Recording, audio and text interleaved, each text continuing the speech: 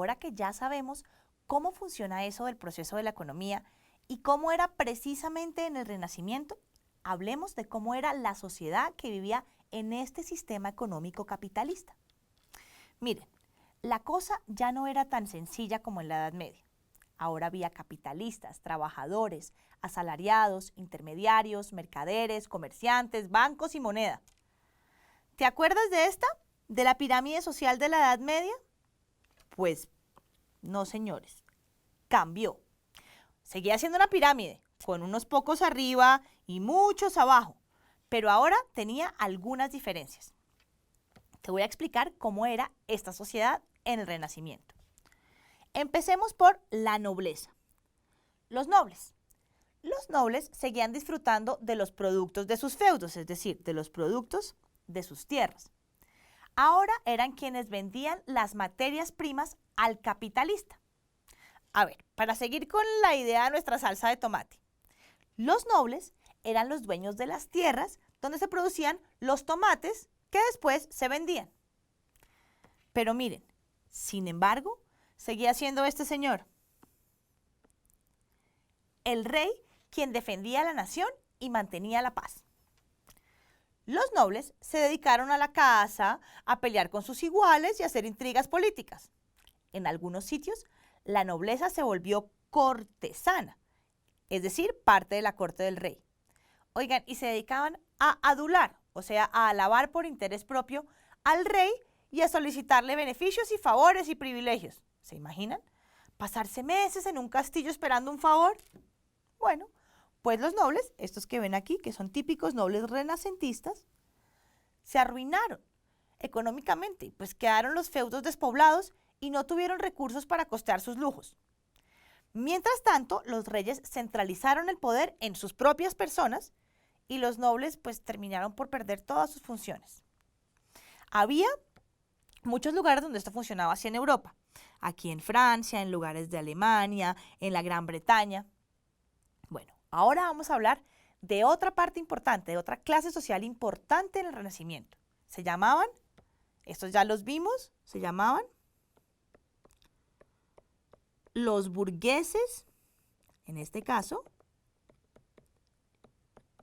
capitalistas. En la primera mitad del siglo XV apareció esta clase social, la burguesía capitalista. Apareció más que nada en Flandes, Inglaterra y en Francia, y en algunas ciudades de Alemania del Sur que estaban relacionadas con el comercio de Venecia. Estos eran hombres, digamos, nuevos, distintos a los burgueses de la Edad Media. Eran grupos de aventureros con otra mentalidad y métodos que amaban la libertad. Esta burguesía capitalista se rebeló contra las reglas que imponían los reyes sobre el comercio y los oficios. Oigan, estaban en contra de las restricciones impuestas a la compraventa. Estaban en contra de la inspección del mercado y de la fijación de salarios por ley. Al campo llegaron máquinas nuevas. Se industrializó el campo. Así se liberó la mano de obra de los campesinos y siervos y se creó una fuerza de trabajo abundante. Este nuevo burgués buscó contratar la mano de obra por un salario bajo. Utilizó procedimientos nuevos que produjeron mayor rentabilidad, es decir, ¿mayor qué? Ganancia.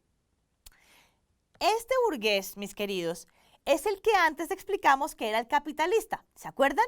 El que compraba los tomates y le pagaba a quienes contrataba para hacer la salsa. Pues claro que esta clase social pues no quería que este señor, el rey, le dijera cuánto había que pagarle a sus personas.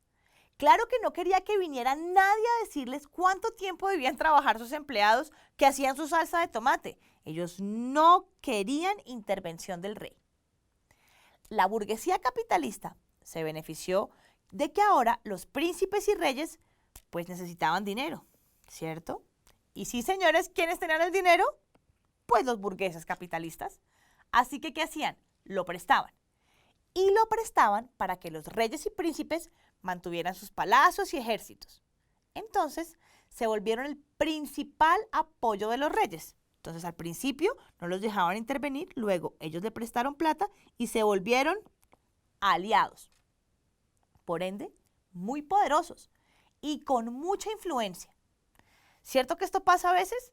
Cuando uno depende económicamente de otro, pues no le queda más remedio que volverse su aliado.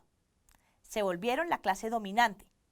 Como los nobles ahora se la pasaban en palacios pidiendo favores al rey, se vieron obligados a vender sus tierras o feudos a estos señores, los burgueses capitalistas, quienes compraron las tierras y los títulos de nobleza. A los nuevos burgueses les gustaba el arte y les interesaba la ciencia y la filosofía. Así demostraban su poderío y su prestigio social. Quizá lo más importante de esta nueva clase social era que habían llegado donde estaban y a tener lo que tenían por su mérito propio. No lo habían heredado de nadie. Eran ricos por su propio trabajo y esfuerzo. Y ahora, la otra clase social predominante en el Renacimiento. Estos señores, los campesinos. Había de varios tipos: labriegos libres, labrador asalariado y aparcero. Muchos campesinos siervos se convirtieron en labriegos libres, colonos, labradores asalariados o aparceros, que son arrendatarios. Ellos gozaban de algunos privilegios a diferencia de los pobres siervos. Estos eran libres de abandonar la tierra, podían casar a sus hijos, podían vender sus bienes y hacer más cosas sin permiso del señor. Y consideraron el tributo que pagaban como una renta por el derecho al uso de la tierra. A los campesinos más pobres les fue muy mal. Renunciaron a todo derecho del uso de la tierra de su señor y se vieron obligados a trabajar por un salario en las tierras que eran del noble o de un capitalista que las hacía cultivar para sí mismo. Se formó un grupo de labradores asalariados que no tuvo derecho a más tierra, sino aquella en la que levantaban sus chozas miserables. Aparte de los colonos y asalariados, apareció un tercer grupo de labradores o aparceros, en los lugares donde el noble o el capitalista no quería ocuparse de dirigir su cultivo ni de encargarse de su tierra. La parceló, es decir, la dividió en pedacitos, entre un determinado número de campesinos, a quienes suministró ganado y un arado, exigiendo una porción fija de los productos de su cosecha. Es decir, el burgués capitalista le prestaba la tierra para cultivar sus tomates, pero los campesinos debían darle al dueño una altísima porción de los tomates que producían. Al llegar al siglo XVI, la mayor parte de los siervos de Europa occidental se convirtieron en labriegos libres y labradores asalariados. Algo parecido a lo que vemos todavía hoy en países como el nuestro. Bueno, ahora sí, ya sabes mucho de economía y de sociedad. Ahora tu profesor te explicará cuál es la actividad de la salida de campo en la que vas a poder ver en la vida real y actual todo este cuento hecho realidad.